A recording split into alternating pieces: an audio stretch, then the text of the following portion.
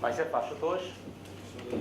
I work as an agricultural analyst at CIRF, and the major role which I look after is designing of weather index insurance products and doing action research or piloting of those products with various insurance partners. So in this session, as we are already pretty late, I'll try to run through you this session pretty fast, but still I'll make space for translation. So this session is largely looking at, through product design, how we can create client value so that take-up of insurance product is decent enough, people are able to have some value in the product. It should not be the case that if there is no insurance payout, the farmers feel that they haven't got any return from the product. It's like creating some incentive for them apart from the insurance product per se.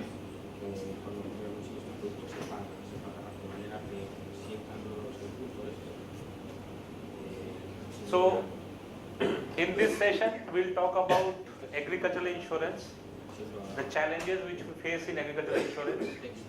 Then I'll try to touch upon briefly about weather index insurance. So what are the parameters which we try to cover in weather index insurance? Then a quick introduction to client value.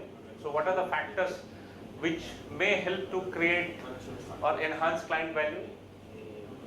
Then innovations which we have tried at CIRM to create some incentive apart from the insurance product for the farmers. And in between, whenever you have any question, please feel free to ask me, interrupt me. We can have a discussion at the end of the session, but still in between, whenever you have a question, please ask me.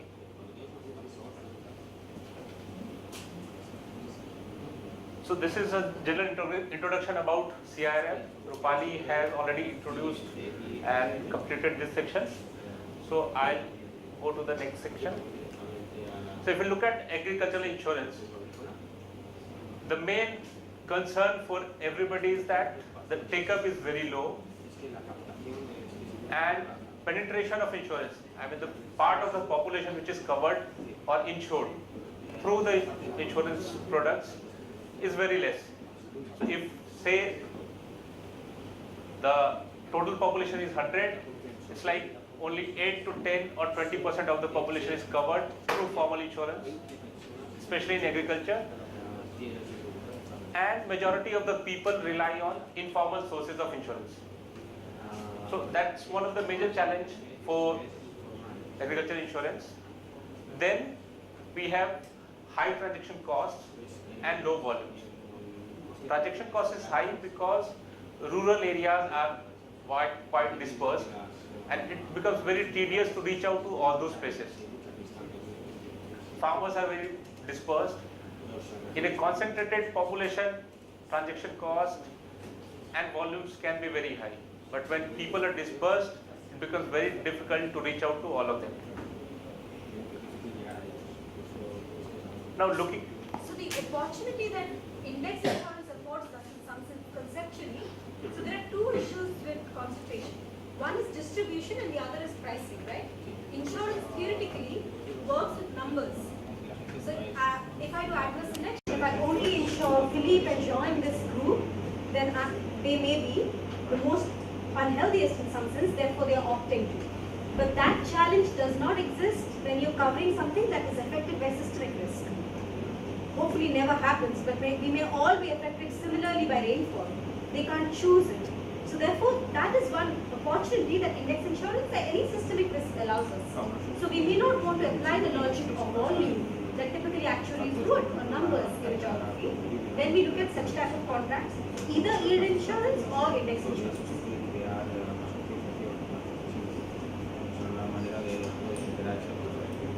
Now looking at these challenges, what could be the main strategies to improving agricultural insurance? So the idea is like reducing basis risk and increasing transparency in the product. So here I would like to introduce this concept of basis risk to you. I think most of you are aware about basis risk, but still to define it in a very crude manner, basis risk is like yield losses which are not correlated with index. So basis risk can be on account of two factors, or it can be in two manners.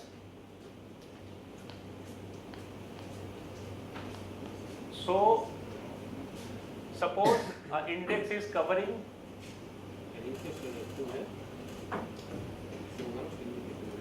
Y amount of loss from a production, agricultural production. But we see that total production or total loss which the farmers actually incur is X. And X is greater than Y.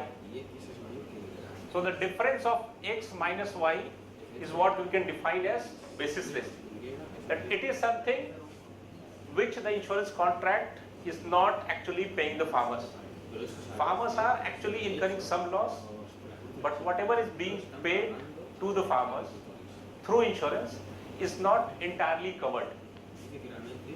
So we are covering some portion of it, not the whole risk, and this difference we can call is what is basis risk. So this is you can say a crude introduction about what basis risk is in index insurance.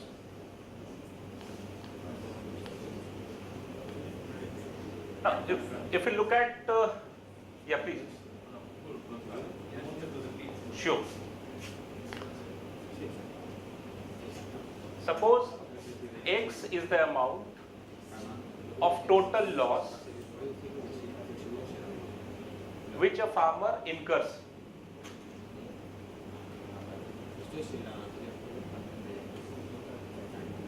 X is the total loss. Y is the amount of loss or portion of loss paid by insurance.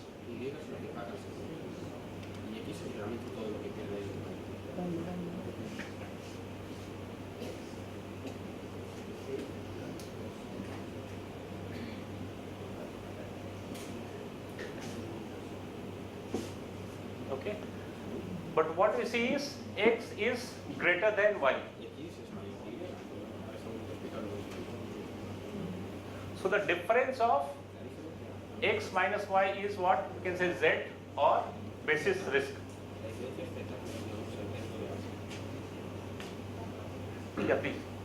Would you consider the risk of the payout being greater than the actual loss to be a risk? So Pardon?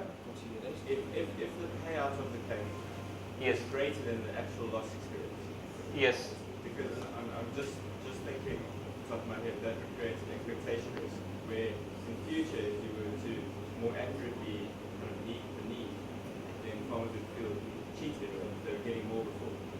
Yes, yes, yes. So, yes, I mean, the way weather insurance operates, it might be the case that there are few farmers who are actually benefiting because the actual loss which they incur is much lesser than the claim they are getting paid because of design of the contract. So even that is, you can say, a kind of basis risk because it is not actually compensating the loss.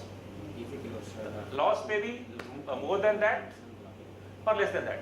But if you look at, in majority of the cases, the design is that the farmer does not get paid for the total loss or the actual loss. He gets paid, and this is on account of two factors which are main. The first is because of geographical scope or geography or area which is covered by, you can say, a weather station. So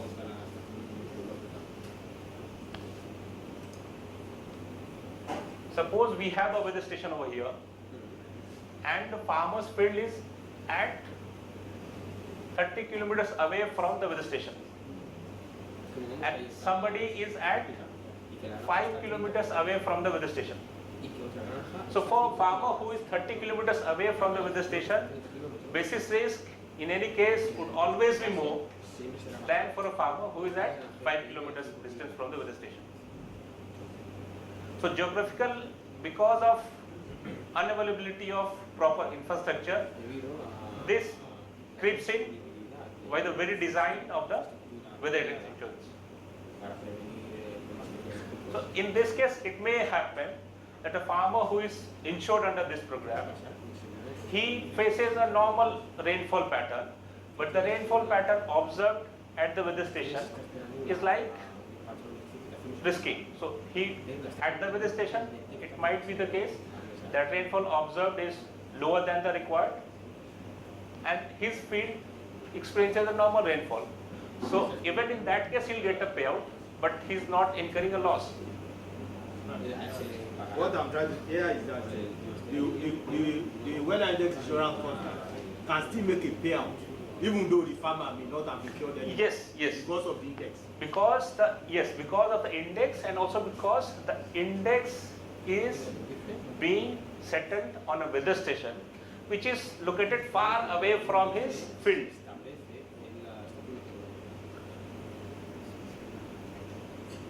Yes, sir. Just a query. Can it not be controlled under a contract? Because as we know, a weather station can only cover a radius of 20 kilometers. Yes. So therefore, 20 kilometers beyond that area is not covered. Exactly. So Even if actually that 30-kilometer farmer is excluded within the Yes, area of 20 kilometers. Correct? that 30 kilometer was just for example. Yeah, Even okay. if we keep if the farmer's field is at say 15 kilometers away, still there might be some variation in the rainfall experienced at the weather station and the other experienced at the farmer's field. And Jimmy, let's be realistic. When India started off in 2004, we put a limit of 25 kilometers. We wouldn't have insured anybody. How many kilometers? Sorry? How many kilometers? 25. 25 kilometers. We wouldn't have insured anybody because the amount of weather stations in the country, we have 600 weather stations. And at a radius of 25 kilometers, typically the weather station is at the head office at the district level. That typically tends to be a peri-urban area. Not just India. In most developing countries, the weather station will be close to a suburban town, close to the metro market. The first 50 kilometers is not going to be good. The rural areas are further away. So reality will stretch that limit. And you will have to stretch that limit to be able to cover realistically more farmers. What we need to be cautious about is the terrain of the geography. If it's flat for 40 kilometers, where many African countries are and many parts of India are, the contract almost 40% at 40 kilometers, well, okay, 35 kilometers is still more. So there's a balancing game between where there is a weather station and where is the farmer. Then you have to stretch it. If I go and say I want to be ideal, he can afford to be ideal because France does have very good weather stations. The challenge for him will be if he's covering grades, then he needs more sensitive data. He doesn't need data every day. He needs data every hour. So his basis risk is around time and sensitivity of the farmer. Whereas in developing countries, we are looking at distance and we have to look at distance in kilometers because the farmers are so far. So therefore you have to stretch them. Next question, please. Yeah, How please. does it now impact on price? When you say that beyond the 20-kilometer radius, there is a higher basis risk. So does it impact on price and including on the trigger levels? Yes. So normally, if you look at the reinsurance practice, so it might not affect much the triggers of the payout, but it certainly affects the cost because reinsurers start charging a additional load because they are covering a risk which is beyond you can say beyond a limit. So they may face that. In that case, the payout would be higher. So they start looking for additional charges on the reinsurance premium and as a result of that, the premiums certainly go up. Can you also add, the asterisk that Ashutosh did is a devastation with historical data, which is the one in the tower. You typically what you're doing is if you cluster of farmer 40 kilometers away, you're setting up a new weather station, which will cost you maybe around $1,000, a higher cap. You're covering $1,000 weather station, right? That does not have historical data. So the reinsurance company does not know what happened 30 years ago. So the additional cost is to make a payout at the new weather station. If you develop a contract, where you said my farmer can be 40 kilometers away, but I will still pay contracts based on the weather station which has 30-year data, then the reinsurer has no risk. The reinsurer has data about this weather station. Then price has no effect. Price only has an effect if you are a regulator or if you're a regulator and you're very worried, or you're an insurer who really wants to improve the contract and want to set up a new weather station.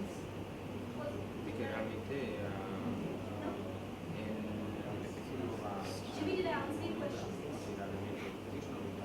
Yeah, please. Sorry, I have to ask one more question. Sure.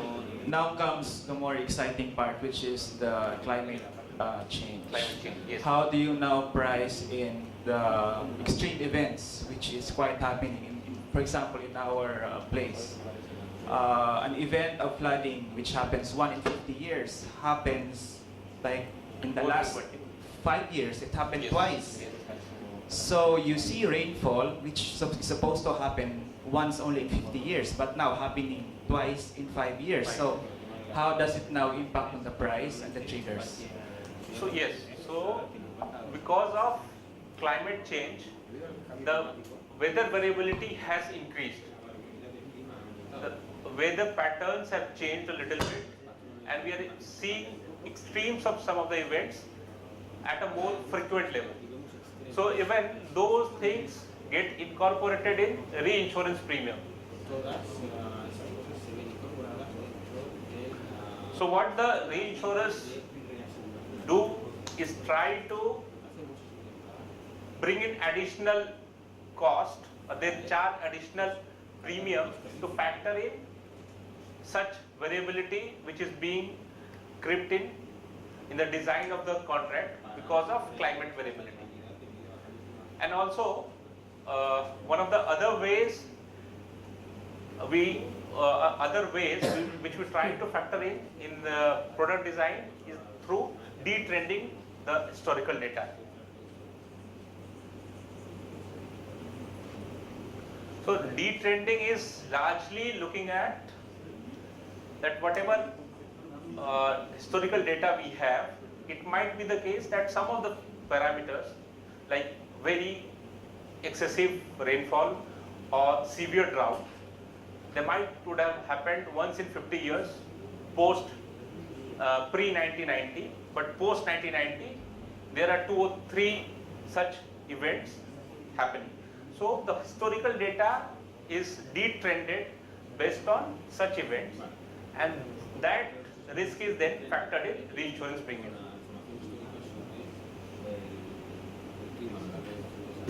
I just want to clear up something. From what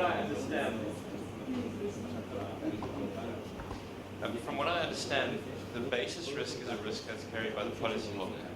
Their need isn't met. Pardon? The policyholder will take on the basis risk, Yes. whereas the reinsurer is not going to charge for extra basis risk. What they will be charging for is whether the value of the index perhaps is higher Yes, than yes, expected. yes, yes. So those two aren't So directly linked. yes.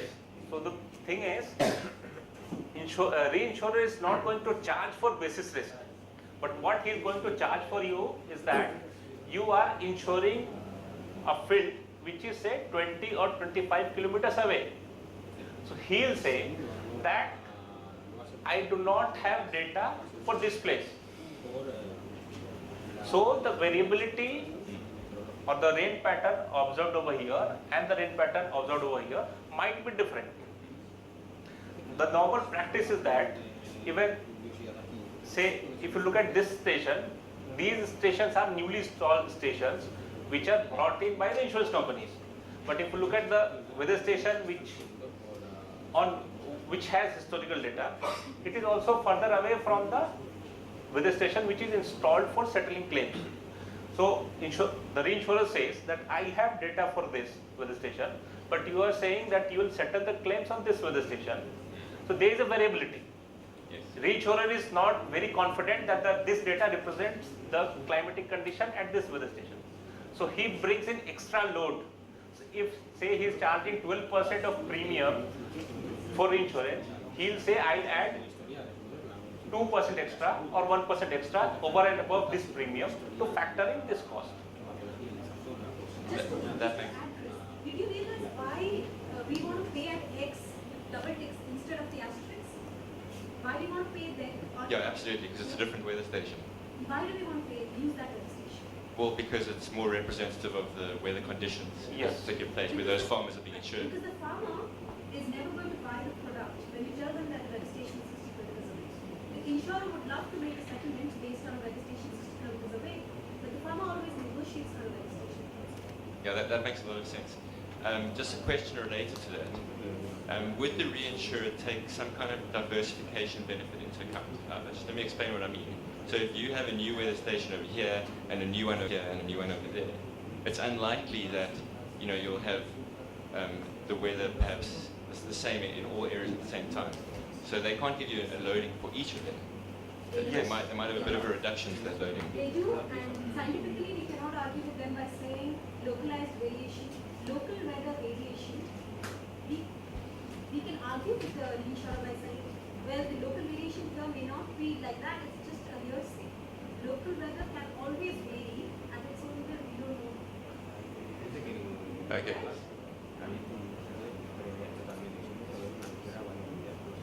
Thank you.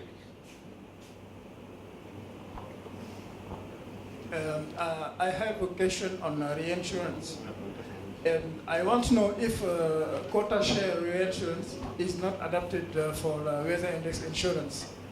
Because I think in this case there's no charge in the premium. In case of quota share reinsurance, no? It should not be a problem. It does not matter how you get reinsurance. If you get risk diversified outside of your specific geography, you cover it. Okay. You typically should go for international reinsurance because you're assuming that Senegal and Mexico will not get hit at the same time. Therefore, you get a benefit of global diversification.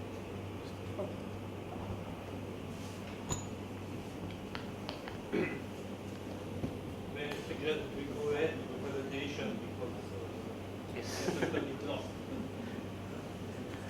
Now the other point of basis risk is by very design of the index.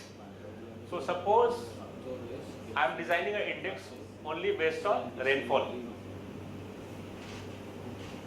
and my crop is wheat, which gets affected by both temperature and rainfall, or temperature and water requirement, but the index which I am designing is only for rainfall. So this index only accounts for or correlates with say 50 to 60% of the loss which wheat crop may face. So this brings in basis risk by very design of the index or by the very choice of the index. So in this case, suppose the index covers rain plus temperature plus maybe sunshine or sunshine hours, then the correlation will improve from say 50% to 90%. So in this case, by factoring in more number of variables, we are reducing the basis risk. But at the same time, we are making a complex product. So for a small and marginal farmer who is illiterate and telling him that we will settle your claims based on these parameters which are recorded at a weather station which is say 20 kilometers away from your farm. So it becomes very difficult to convince him that we'll try to build a product which makes a payout to you in this fashion. So again we have a case of, we'll have to balance the simplicity of the product and basis risk. So when we have a simple product, the basis risk goes up. When we try to build a complex product, the basis risk reduces, but the complexity of the product goes up. And then the take-up might be lower because farmers may not be very trustworthy of all the parameters. So this is one of the challenges which we may have to factor in while piloting.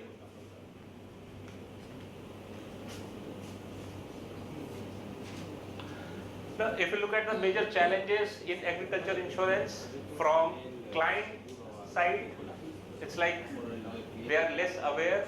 So a lot of work needs to be done in creating financial and insurance awareness among the small and marginal farmers. So in most of the developing countries where farmers are like small and marginal, majority of them are not highly literate. Say some of them are just have passed out of schools. So it becomes very essential to create awareness about insurance among them. Then affordability of the insurance. So the premium which you are charging them, that becomes a critical issue. That if the premium is very high, the insurance take-up will go down because most of them won't be willing to pay. Also, availability of cash at the time of sale of the product.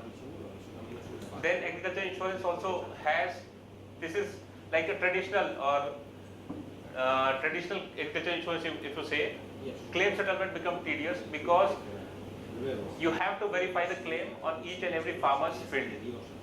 So that becomes a very tedious job. Area yield insurance tries to reduce this claim settlement system, makes it much more easier, but weather insurance is the easiest form of settling claims because we have a weather data, and based on that weather data, the claims are settled, and farmers can easily work on these areas. Then farmers have multiple risk exposure. Weather is not the only parameter which they get affected by. They get affected by pest attack, by crop diseases. So ideally a farmer looks for that whatever is the loss he is incurring in his farm, the whole loss should be compensated from insurance. And non-renewals. Non-renewals means that in one season I took the product, in next season I am not willing to take the product. So for scaling any product, it becomes very essential to create incentives for the farmers so that they renew the product. The whole insurance product gets renewed and more number of farmers participate so that even the risk gets diversified. Now from the insurance provider's perspective, an insurance provider or insurer is very less aware about the farmers, actual field conditions of the farmers, because he is placed at a place which is very far away from the farmer's field. Then they get affected by low volumes because very less number of farmers participate in the program. Transaction cost because of diversified farmer group. And again, the case of complex products. If we create complex products, the takeoff would be lower. And low renewal or no renewal, that again creates disincentive for the insurance company to offer the insurance products after every season, because they think that until unless the farmers are not participating in the program, it might not be a business sense for them to continue.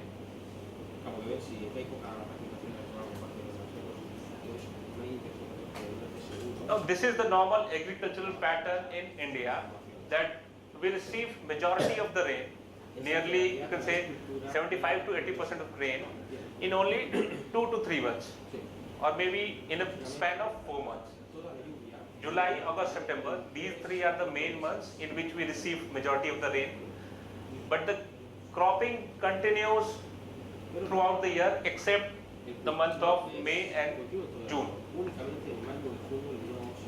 So these seasonality patterns, by their their own design, they also bring in a lot of complexity in agriculture, and these things need to be taken care of while designing insurance products.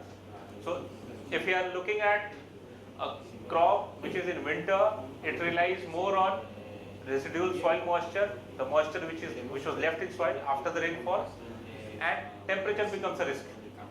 If there is low temperature, say close to 4 degrees, 5 degrees, even much lesser, and the crop gets affected by frost and some other weather phenomena, then these things create a problem in agriculture.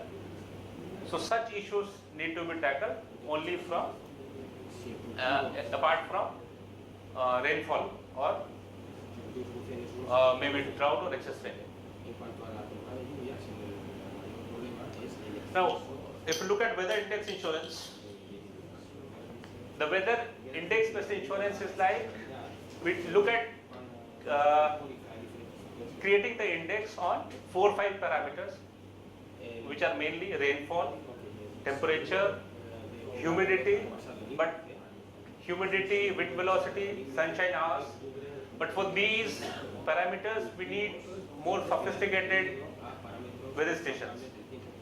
So in places where rainfall or temperature are main risk, even a crude weather station or a rain gauge can accomplish the task. But in places where we need more sophisticated weather data, the weather station has to also be of higher quality, and then installing that weather station becomes a major cost of any project. Now in an index insurance product, the policy pays out whatever the parameter we have decided, or whatever the index is being decided, when that parameter is either in excess of the trigger or below the prescribed limit.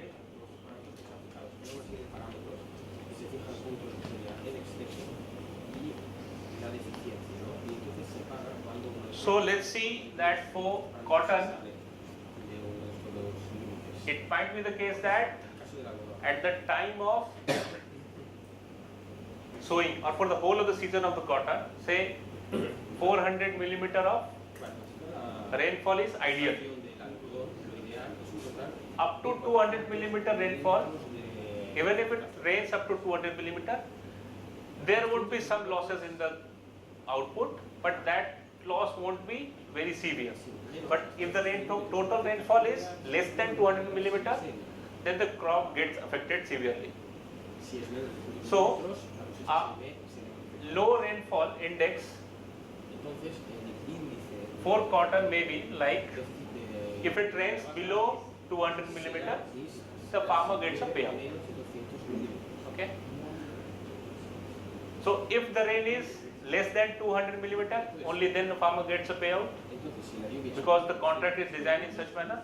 And even if the rainfall is say 210 millimeter or 205 millimeter, there is no payout for the farmer. So deciding these trigger points is critical. Yeah, please. I just have a short question on the levels that you specify in the policies, especially regarding rainfall. Do you specify policies where rainfall can decrease or increase between a certain policies, or maybe I should start different? So you have a certain amount of rainfall. Yes. And you say when the rainfall exceeds a certain limit, then there is a payout. Yes. And is there also a policy where it is different, that you say when you don't reach that level you get a payout, or? So yes. Because when you have crops that really need a lot of rain. It depends upon the water. crop. It depends also upon the requirement of the crop. So there is a crop which can sustain excess rainfall, like paddy. It can sustain some amount of excess rainfall. But if there is deficit of rainfall, it cannot sustain. So in similar case, say that 400 millimeter is the requirement for cotton. If it's up to 200 millimeter, rainfall is between 400 to 200 millimeter, cotton will sustain. Even up to 600 millimeter, say, cotton will sustain. But if the rainfall is say more than 600 millimeter, there would be losses in cotton. Okay, so the same policy can be designed in a manner that if it rains more than 600 millimeter, you'll get a payout, or if it rains less than 200 millimeter, you'll get a payout. But because in this case we are covering 2 events, the premium will go up. So again, the cost will go up because you are covering 2 events. So it depends upon the geography where we are operating, upon the major risk which we face in that geography, we'll have to design the product. Thank you. Yeah.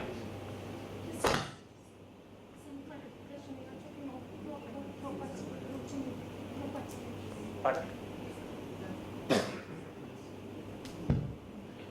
You are saying that covers losses on crop or property. I just want to understand what you mean by property. What, other than crops, what else? Yes. So now we are mainly talking about agricultural insurance, crop insurance. I'll clarify here, then I'll come back to you. But weather index insurance can also be used for many events. Like suppose I am a sports company, I am operating a sports company, and my event gets affected because of, say, bad weather event. So in that case, I can get a weather index insurance for my event. I am an airline company, and because of fog, there are delays in arrival. I have to pay a larger rent at the airport for parking my plane. So in that case, I can have resort to such an insurance product. But I mean, as of now, in this session, we are mainly talking about agriculture insurance. But beyond that, it has multiple uses.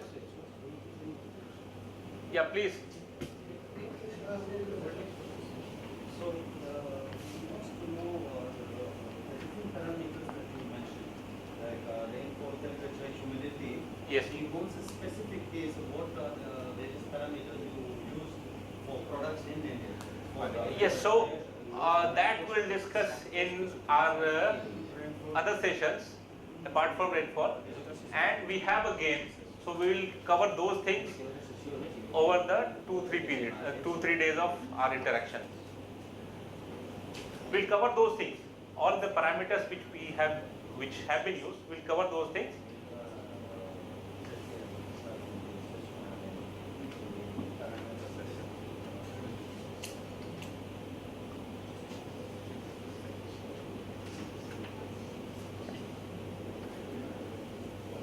So, I mean, we already talked about what all things which we can cover, like deficit or excess of rainfall, high or low temperature, high humidity, or combination of many perils. Now, the basis of sum insured, suppose I am insuring, say, 1,000 rupees for per acre of land. So, how do we arrive at what should be the sum insured for the crop? So how much of insurance per unit of area can be given to a farmer? That can be based on cost of inputs.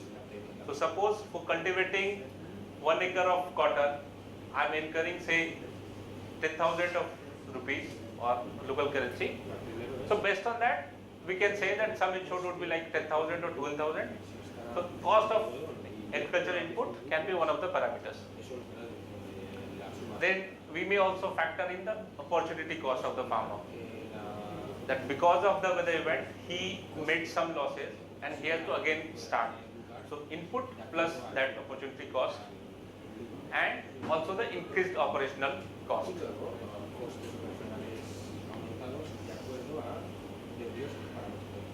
Now, if we look at client value, so what are the parameters through which we can create client value? So, client value can be defined is like the added value in comparison to the expected risk coping mechanism. So, suppose I have insurance.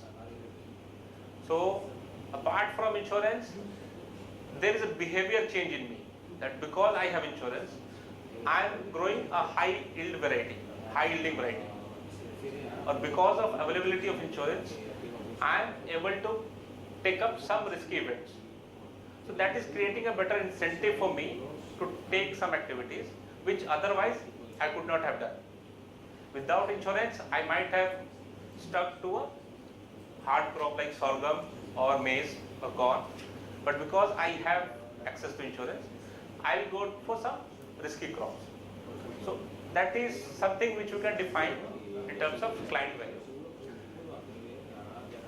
But client value can comprise of expected value, say peace of mind out of insurance cover, financial value, I'm getting a claim from insurance cover, so that is a value for me, and service quality, that I am getting regular information about how to plow my field, when to water my field, what might be the weather condition, and how I can change my agricultural practices based on the recommendations. So these additional values in terms of service quality are a value for a client.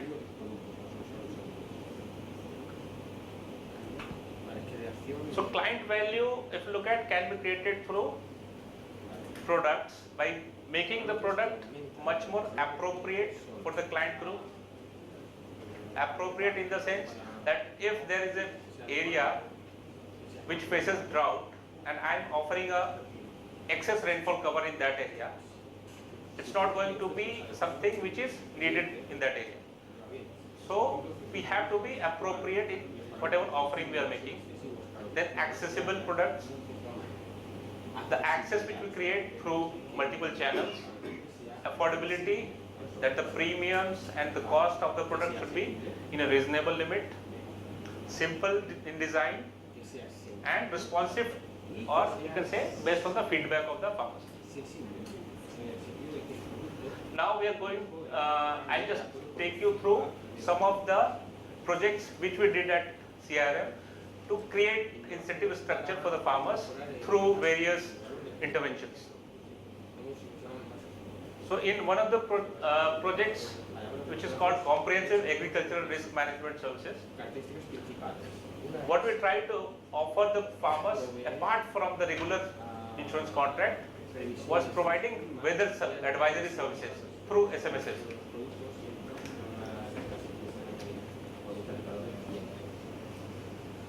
So a farmer who enrolls in this program gets, apart from the insurance contract, gets a SMS about weather forecast. This SMS is like 24 to 48 hours of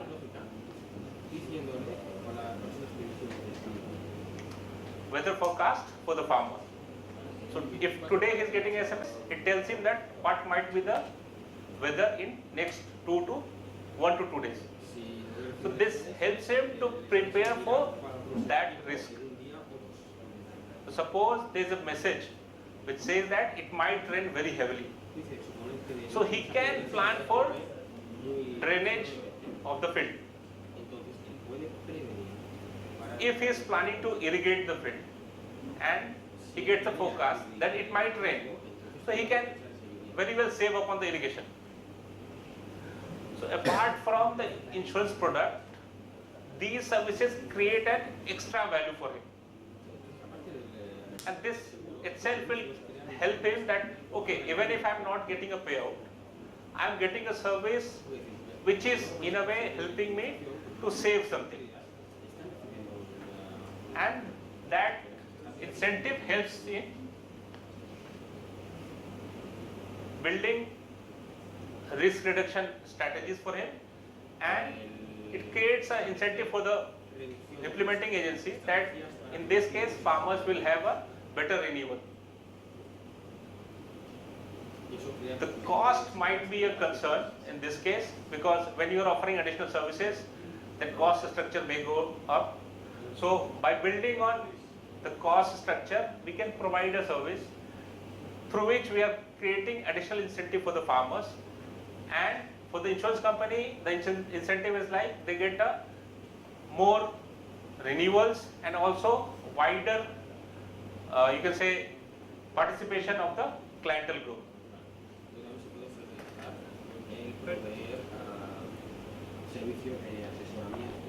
Sorry, But the way it's presented to the farmer, is it compulsory or it's an option with a difference in the prices? Usually, Yes, how so does it work? in our case, we had both options.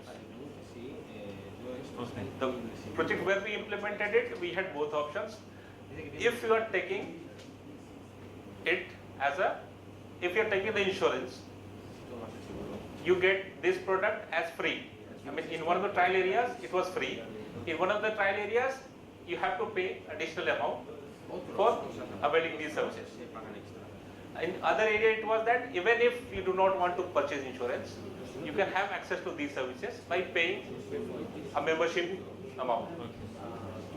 But yes, because see, the implementing agency, they have a weather network. Because whenever we are creating a program or project, we create infrastructure like weather stations to take care of claim settlement process. So in a way, you yourself start recording weather data, and when you install these services, apart from weather infrastructure, you can get additional weather forecast services at a much cheaper rate. So those services can be bundled. Yes, I mean, pricing of such product becomes a critical point because farmers may have to pay additional amount, and if the implementing agency is like willing to, in the initial stages, it might be willing to say provide the fund for it. But yes, it would be, if you go from a business case, it would be like premium plus cost for providing these services.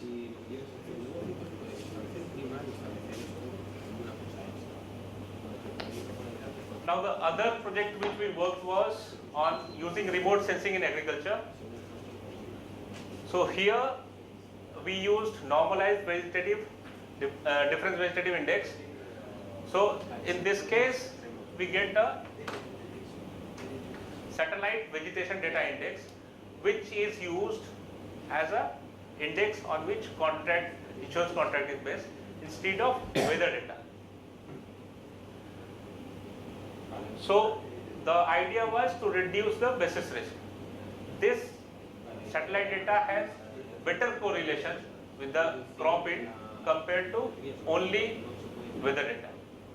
So as we talked initially, that weather data might have only say 50 to 60% correlation.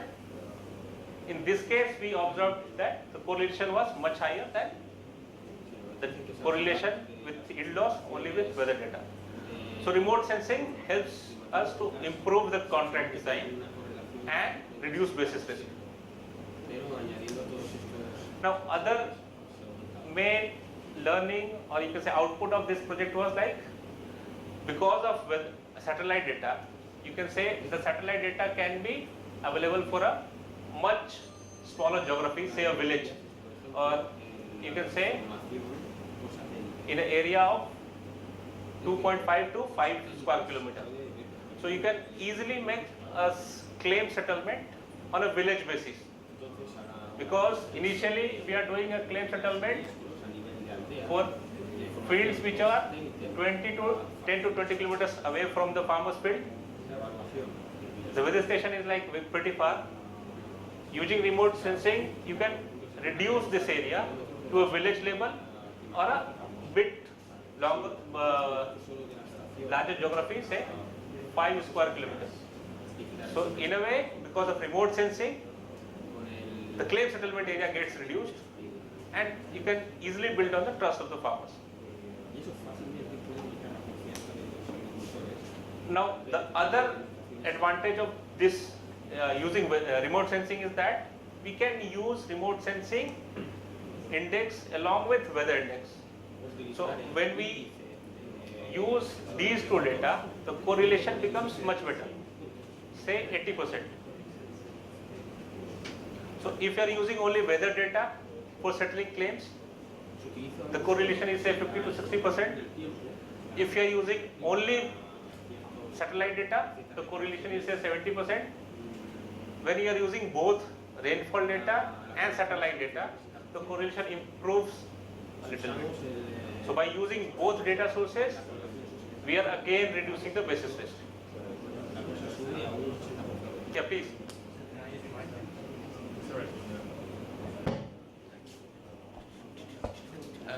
What would concern me, as soon as you start using the actual yield, then you introduce the moral hazard risk.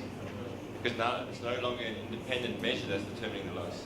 So for example, if the farmer just implements poor practices and the yield is poor because of that, not necessarily because of weather, then they'll get a payout for that. Yes. So I suppose that's the risk of this, even though it does kind of meet the need more. Yes, that might be a risk. That suppose the practices which I am following on my farm might not be good.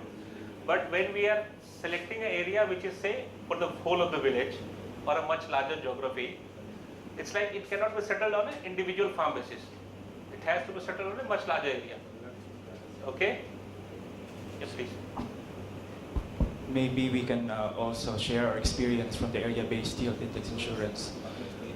Your point is considered, but as you know, if you use area-based yield, you need to consider 15 to 20 years average yield of a certain area.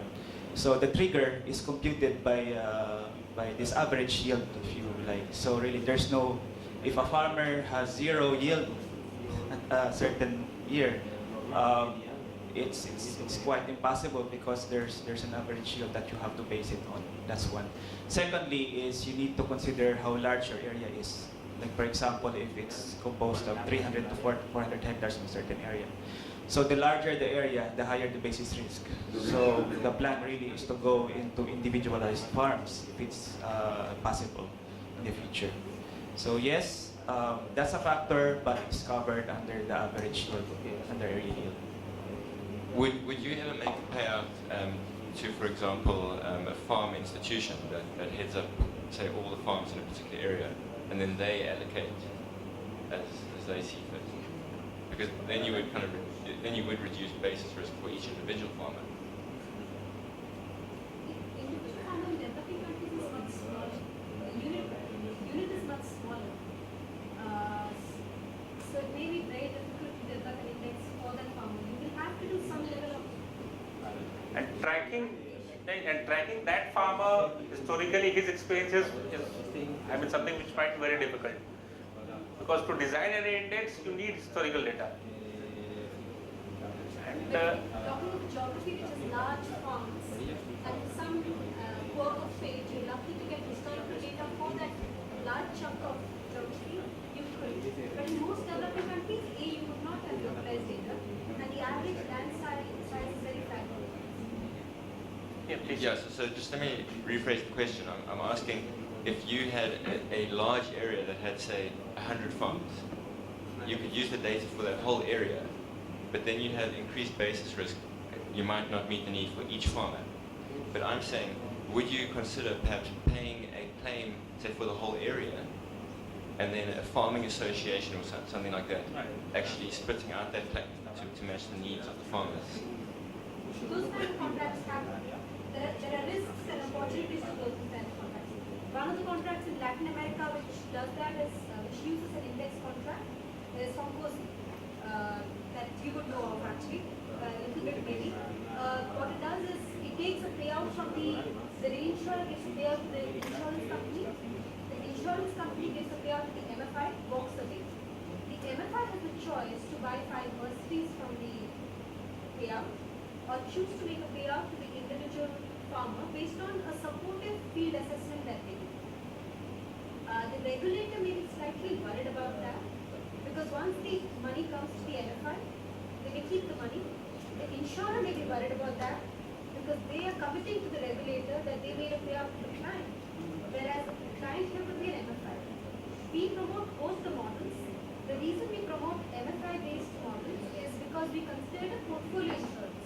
In insuring the MFI, it cuts down substantial distribution costs. It addresses the issue of willingness and ability. As a farmer, I'm not convinced about an insurance product. But as an MFI, who's given you credit, I'm very interested that I get payout back. Because the farmer won't be able to make a payout. The insurer will make a payout to me. Then the farmer is not able to make a payout in case of problems. But there's a little bit of careful regulation that such contracts need should be made available in, especially in developing countries where the client may not be aware about complex contracts. Otherwise, you as a farmer will make a premium, but the MFI will keep getting the payout. And of course, the increased transactional costs for the MFI. If they, Reduce transaction costs for the insurer. yeah, thank you. So such a option can only be available for a institutional buyer. For individual farmers, it cannot be possible. But there is some farmers group or an MFI which intends to do this, they can go for it. But it would be like it's very difficult to check on whether they are passing on the benefits to individual farmers or not. Sir, please. There's one question I want to ask. In view of hello, yeah. In view of climate change, do you think historical data is still appropriate in design index? You know, the climate change thing has brought a lot of distortion into Yes, data yes. we are. Yes. I don't know. I'm a little bit. Yes, sir, I totally agree with you that because of climate change there are distortions. But for the same thing we are using detrending because it is not possible for you to assess that how much would be the loss. Suppose I am not having historical data, historical crop data, historical weather data. I am not sure that with what weather pattern, what would be the crop loss. So I need to get that correlation. But yes, the deviations which are created because of climate change, those deviations can be addressed by using statistical tools in the weather data so that they cannot represent the actual, but they are closest to the actual.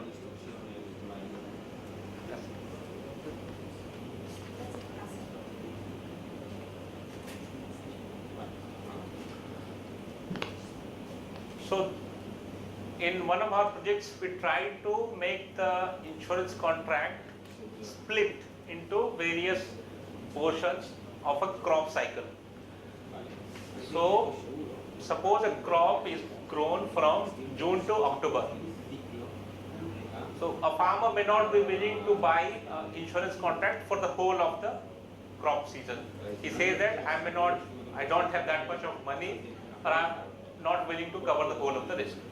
So in this case, the farmer can cover a part of the crop risk by selecting the insurance contract. So in this case, the contract has to be designed in such a manner that farmer has that option to choose from.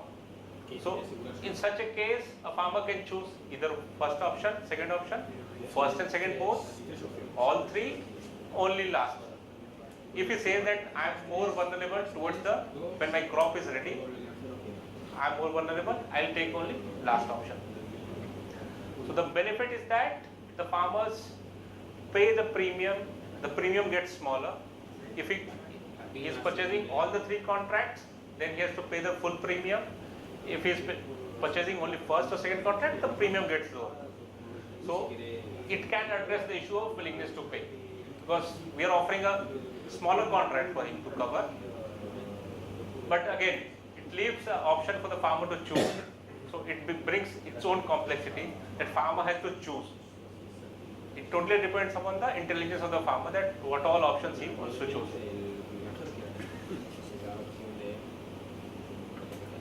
So such a product makes flat payout. There is one trigger value at which the farmer gets a smaller payout, and there is one exit value at which the payout is much larger. So it's like we are covering a moderate risk event and a severe risk event in the same contract.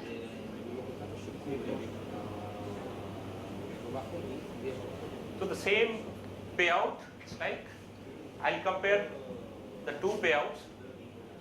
Here you see it's a payout from a traditional weather contract. So what happens in a traditional weather contract? There is a trigger value, there is an exit value. So a farmer starts getting a payout at trigger value when the trigger is achieved. So the product is like, if it rains below 270 millimeter, farmer gets a payout, okay, that is the initial payout is 62 rupees. And for every millimeter of loss, he'll get some additional payout. At 30 millimeter, he'll get a payout of 5,000. Now, how this product is in comparison to this, the product which we designed was, farmer gets a flat payout once the trigger is reached, and he gets a much higher payout when the exit is increased. So the farmer gets a lump sum amount.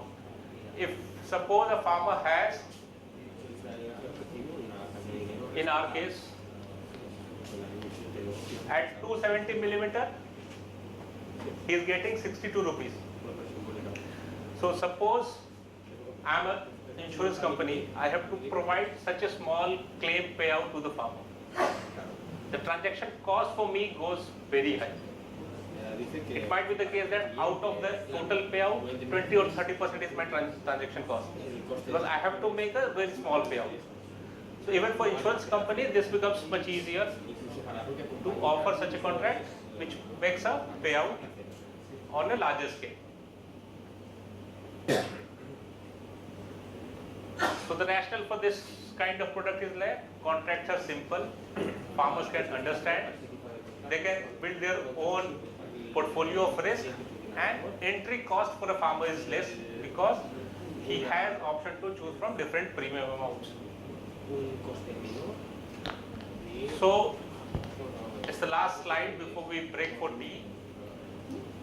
So the idea of bringing in client value in weather index insurance is through creating incentives for farmers, and by the option which we have to create better client value is by adopting such measures which reduces basis risk, by creating value-added services like SMSs or maybe some additional incentives, improving processes to reduce claim settlement time.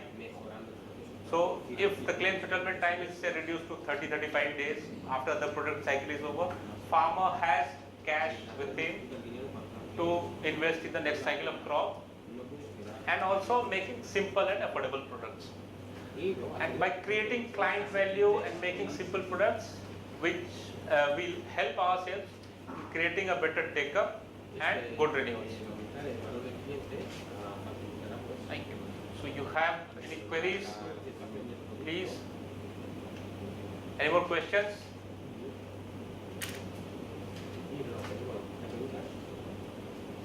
Thank you so much. Thank you. Thank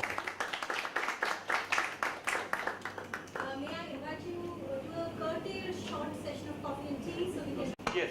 So now we are mainly talking about agricultural insurance, crop insurance. I'll clarify here, then I'll come back to you. But weather index insurance can also be used for many events. Like suppose I am a sports company, I am operating a sports company, and my event gets affected because of, say, bad weather event. So in that case, I can get a weather index insurance for my event. I am an airline company, and because of fog, there are delays in arrival. I have to pay a larger rent at the airport for parking my plane. So in that case, I can have resort to such an insurance product. But I mean, as of now, in this session, we are mainly talking about agriculture insurance. But beyond that, it has multiple uses. Yeah, please. So, he wants to know the different parameters that you mentioned, like rainfall, temperature, humidity. Yes. In those specific case, what are the various parameters you use for products in India? Yes, so that we'll discuss in our other sessions apart from rainfall, and we have a game, so we will cover those things over the 2-3 days of our interaction.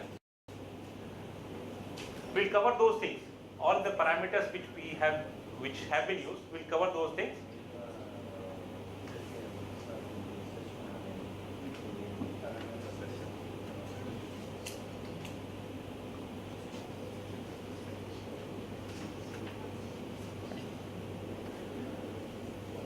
So, I mean, we already talked about what all things which we can cover, like deficit or excess of rainfall, high or low temperature, high humidity, or combination of many perils.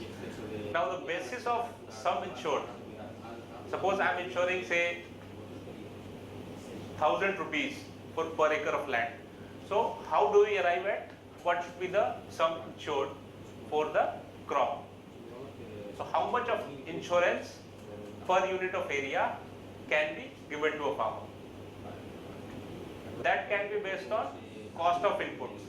So, suppose for cultivating 1 acre of cotton, I am incurring say 10,000 of rupees or local currency. So, based on that, we can say that sum insured would be like 10,000 or 12,000. So, cost of agricultural input can be one of the parameters.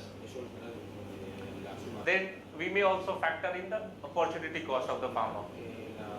That because of the weather event, he made some losses and he has to again start. So input plus that opportunity cost and also the increased operational cost.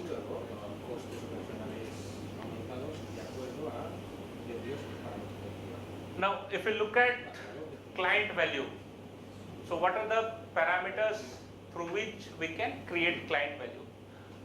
So, client value can be defined is like the added value in comparison to the expected risk coping mechanism. So, suppose I have insurance. So, apart from insurance, there is a behavior change in me that because I have insurance, I am growing a high yield variety, high yielding variety. Or because of availability of insurance, I am able to take up some risky events. So that is creating a better incentive for me to take some activities which otherwise I could not have done. Without insurance, I might have stuck to a hard crop like sorghum or maize or corn. But because I have access to insurance, I will go for some risky crops.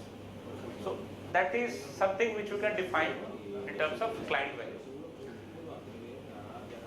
But client value can comprise of expected value, say peace of mind out of insurance cover, financial value, I'm getting a claim from insurance cover, so that is a value for me, and service quality, that I am getting regular information about how to plow my field, when to water my field, what might be the weather condition, and how I can change my agricultural practices based on the recommendations. So these additional values in terms of service quality are a value for a client.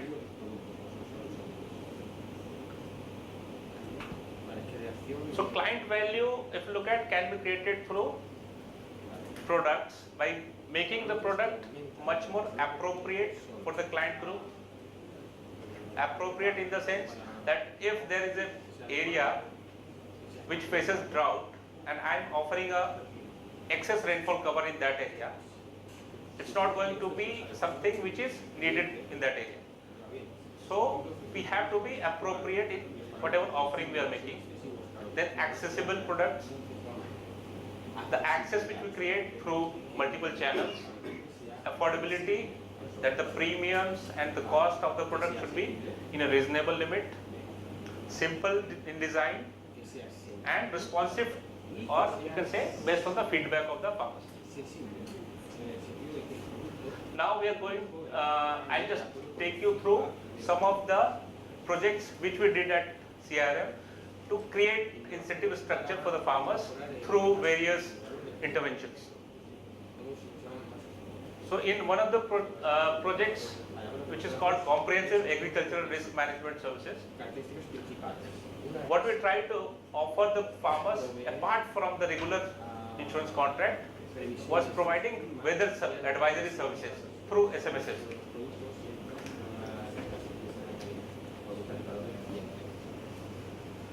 So a farmer who enrolls in this program gets, apart from the insurance contract, gets a SMS about weather forecast. This SMS is like 24 to 48 hours of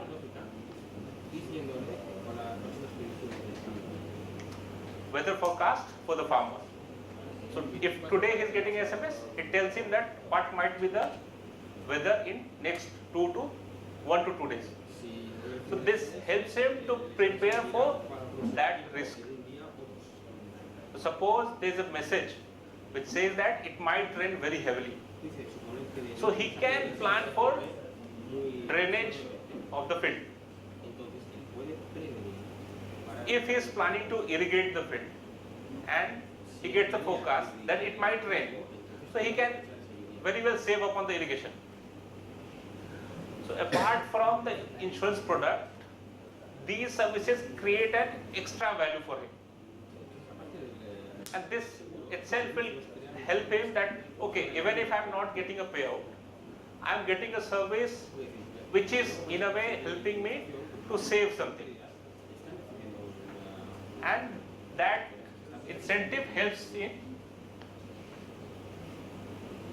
building risk reduction strategies for him, and it creates an incentive for the implementing agency that in this case farmers will have a better renewal. The cost might be a concern in this case because when you are offering additional services, the cost structure may go up. So by building on the cost structure, we can provide a service through which we are creating additional incentive for the farmers, and for the insurance company, the incentive is like they get a more renewals and also wider, you can say, participation of the clientele group.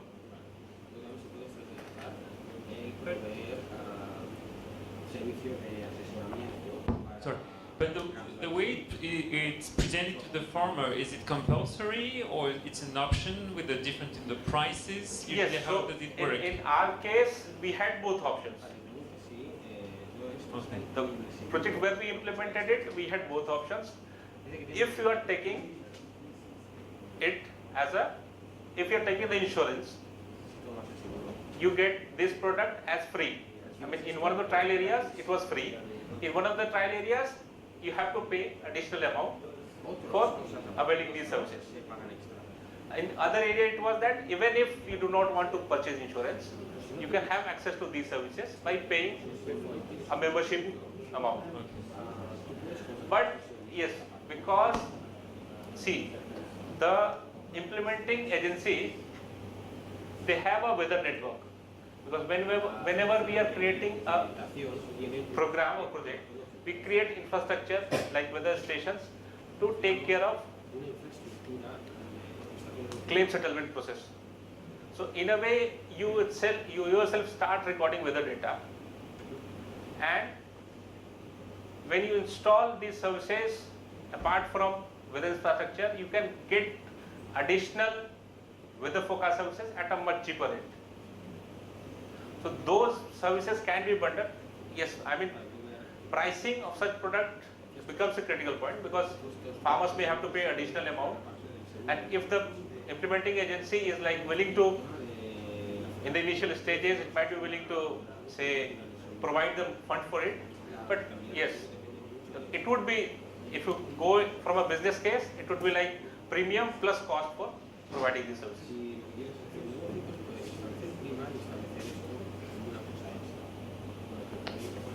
Now the other project which we worked was on using remote sensing in agriculture. So here we used normalized vegetative difference vegetative index. So in this case we get a satellite vegetation data index, which is used as a index on which insurance contract is based instead of weather data. So the idea was to reduce the basis risk.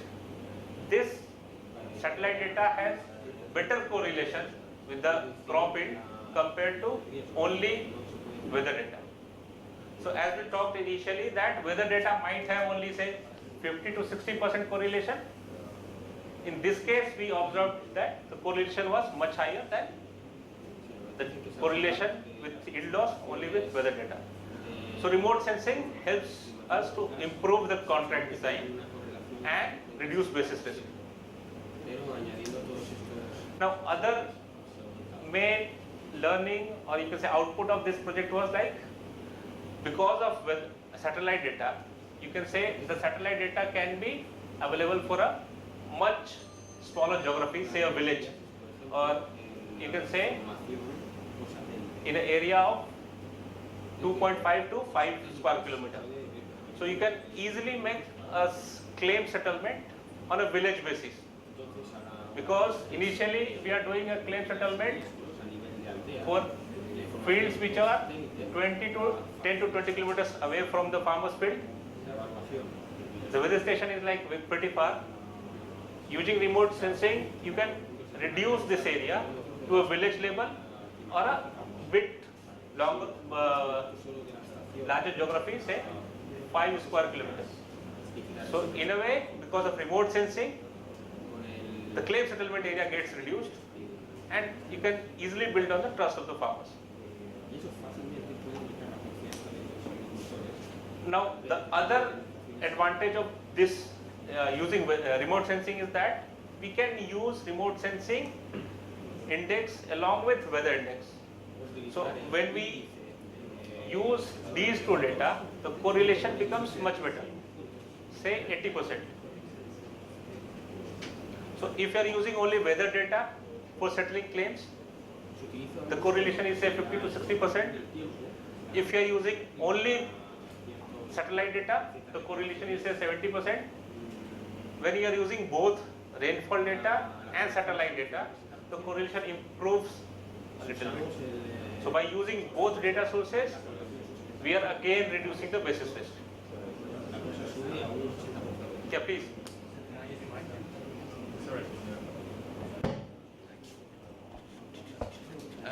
What would concern me, as soon as you start using the actual yield, then you introduce the moral hazard risk. Because now it's no longer an independent measure that's determining the loss. So for example, if the farmer just implements poor practices and the yield is poor because of that, not necessarily because of weather, then they'll get a payout for that. Yes. So I suppose that's the risk of this, even though it does kind of meet the need more. Yes, that might be a risk. That suppose the practices which I am following on my farm might not be good. But when we are selecting an area which is say for the whole of the village or a much larger geography, it's like it cannot be settled on an individual farm basis. It has to be settled on a much larger area. Okay? Yes, please. Maybe we can also share our experience from the area-based yield index insurance. Your point is considered, but as you know, if you use area-based yield, you need to consider 15 to 20 years average yield of a certain area. So the trigger is computed by this average yield, if you like. So really, there's no, if a farmer has zero yield at a certain year, it's quite impossible because there's an average yield that you have to base it on. That's one. Secondly is you need to consider how large your area is. Like for example, if it's composed of 300 to 400 hectares in a certain area. So the larger the area, the higher the basis risk. So the plan really is to go into individualized farms if it's possible in the future. So yes, that's a factor, but it's covered under the average yield, under area yield. Would you ever make a payout to, for example, a farm institution that heads up, say, all the farms in a particular area, and then they allocate as they see fit? Because then you would reduce basis risk for each individual farmer. Individual farmer in developing countries is much smaller. The unit is much smaller. So it may be very difficult to develop an index for that farmer. You will have to do some level of And tracking that farmer historically, his experiences is something which might be very difficult. Because to design an index, you need historical data. And talking of geography, which is large farms, and some work of fate, you're lucky to get historical data for that large chunk of geography, you could. But in most developing countries, you would not have localized data, and the average land size is very fragmented. yeah, please. Yeah, so just let me rephrase the question. I'm asking, if you had a large area that had, say, 100 farms, you could use the data for that whole area, but then you have increased basis risk. You might not meet the need for each farmer. But I'm saying, would you consider perhaps paying a claim, say, for the whole area, and then a farming association or something like that, actually splitting out that claim to match the needs of the farmers? Those kind of contracts have, there are risks and opportunities to those kind of contracts. One of the contracts in Latin America which does that is, which uses an index contract, is Foncos, that you would know of actually, a little bit maybe. What it does is, it takes a payout from the reinsurer gives a payout to the insurance company. The insurance company gives a payout to the MFI, walks away. The MFI has a choice to buy 5 mercedes from the payout, or choose to make a payout to the individual farmer based on a supportive field assessment that they do. The regulator may be slightly worried about that, because once the money comes to the MFI, they may keep the money. The insurer may be worried about that, because they are committing to the regulator that they made a payout to the client, whereas the client here would be an MFI. We promote both the models. The reason we promote MFI-based models is because we consider it a portfolio insurance. In insuring the MFI, it cuts down substantial distribution costs. It addresses the issue of willingness and ability to pay.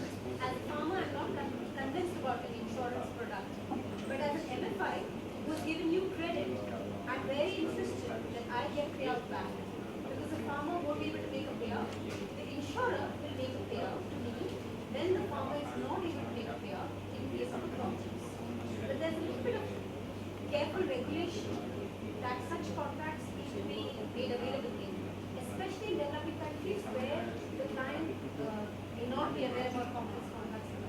Otherwise, you as a farmer will make a premium, but the MFI will keep getting the payout.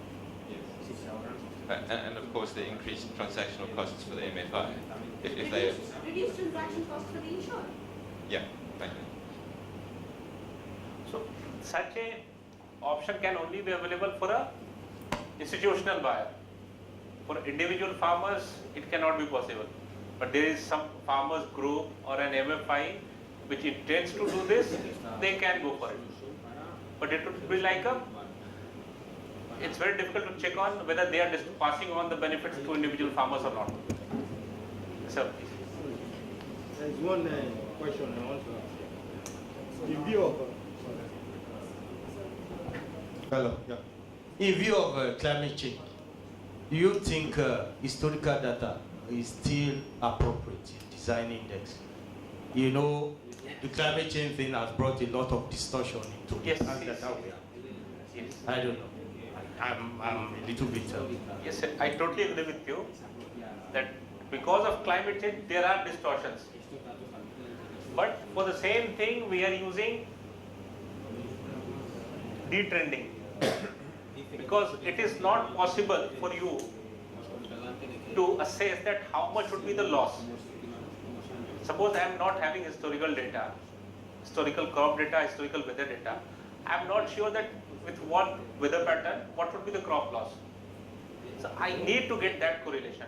But yes, the deviations which are created because of climate change, those deviations can be addressed by using statistical tools in the weather data so that they cannot represent the actual, but they are closest to the actual.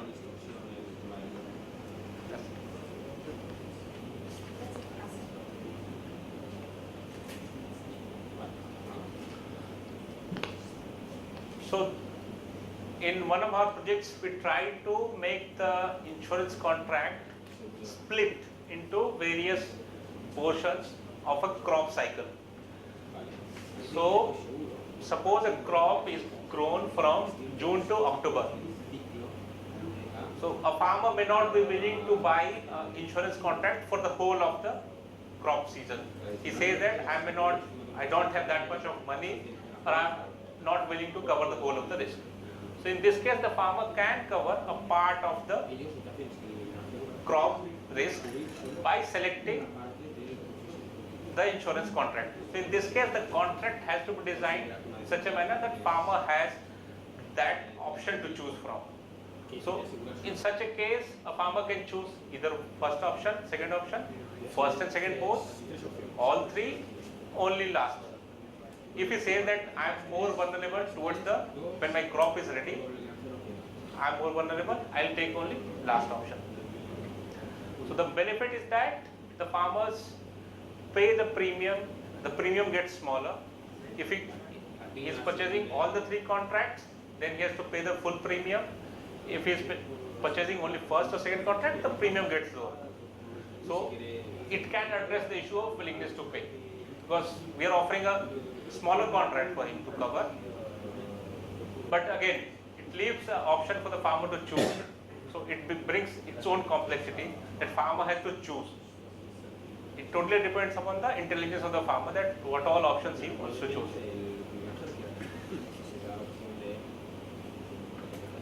So such a product makes flat payout. There is one trigger value at which the farmer gets a smaller payout, and there is one exit value at which the payout is much larger. So it's like we are covering a moderate risk event and a severe risk event in the same contract.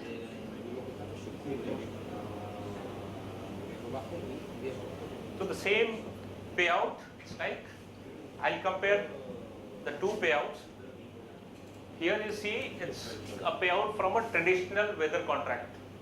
So what happens in a traditional weather contract? There is a trigger value, there is an exit value. So farmer starts getting a payout at trigger value when the trigger is achieved. So the product is like, if it rains below 270 millimeter, farmer gets a payout. Okay, that is, the initial payout is 62 rupees. And for every millimeter of loss, he'll get some additional payout. At 30 millimeter, he'll get a payout of 5,000. Now, how this product is in comparison to the product which we designed was, farmer gets a flat payout once the trigger is reached, and he gets a much higher payout when the exit is increased. So the farmer gets a lump sum amount. If suppose a farmer has, in our case, at 270 millimeter, he is getting 62 rupees. So suppose I am an insurance company, I have to provide such a small claim payout to the farmer. The transaction cost for me goes very high. It might be the case that out of the total payout, 20 or 30% is my transaction cost, because I have to make a very small payout. So even for insurance company, this becomes much easier to offer such a contract which makes a payout on a larger scale. So the rationale for this kind of product is like, contracts are simple, farmers can understand, they can build their own portfolio of risk, and entry cost for a farmer is less because he has option to choose from different premium amounts. So it's the last slide before we break for tea.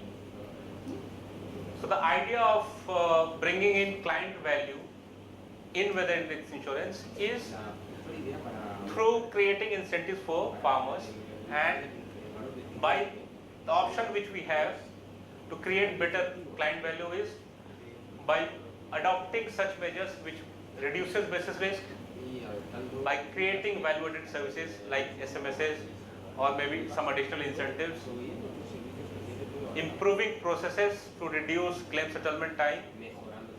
So if the claim settlement time is say reduced to 30-35 days after the product cycle is over, farmer has cash with him to invest in the next cycle of crop, and also making simple and affordable products.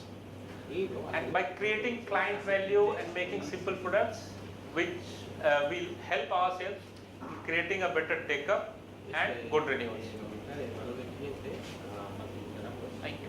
So you have any queries, please? Any more questions?